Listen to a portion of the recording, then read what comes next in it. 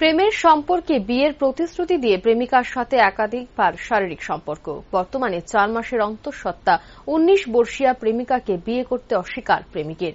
ঘটনা কৈলাসহরের গৌরনগর ব্লকের অধীন লক্ষ্মীপুর গ্রাম পঞ্চায়েত এলাকায়। বর্তমানে বিয়ের প্রতিশ্রুতি ভঙ্গ করায় প্রেমিকের বিরুদ্ধে কৈলাসহর মহিলা থানায় অভিযোগ দায়ের করল প্রেমিকা। মূলত কৈলাসহরের ইচকপুর গ্রাম পঞ্চায়েতের পাখিরবাদা বালিছড়া এলাকার বাসিন্দা শুকুর আলীর সাথে লক্ষ্মীপুর গ্রাম পঞ্চায়েতের বাসিন্দা 19 বর্ষীয়া তরুণীর 1 বছর ধরে প্রণয়ের সম্পর্ক চলছিল।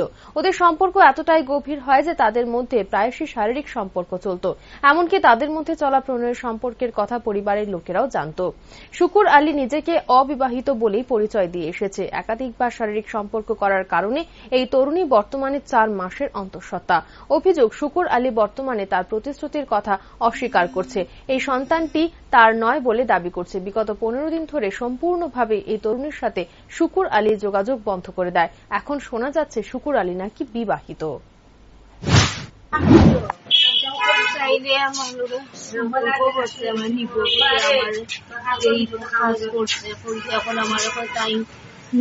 অস্বীকার করে কি নাম? শুকুর। বাপের নাম আব্দুল আলী। কতদিনের সম্পর্ক আছে? আপনার বাড়িতে কি জানে? আমার বাড়িতে এসে আমার বাড়িতে হয়েছে, আমার একটা আনবো কই অস্বীকার। এখন থানাতে কি কারণে হয়েছে? অস্বীকার করে তখন আমার নিত না। আমি চাই আমার বিয়া বিচার চাই।